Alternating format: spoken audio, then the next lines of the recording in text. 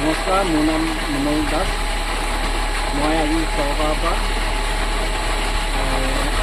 এনেকুৱা স্কিম এটা পাই মই বহুত সুখী হৈছোঁ। মই এজন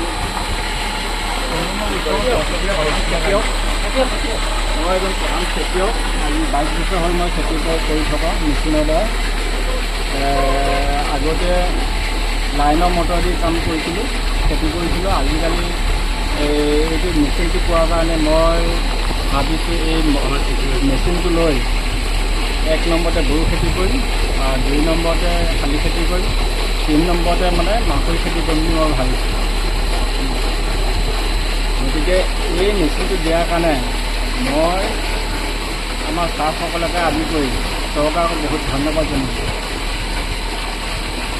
বস্তুটো বহুত উপকৃত হ'ম বুলি ভাবিছোঁ।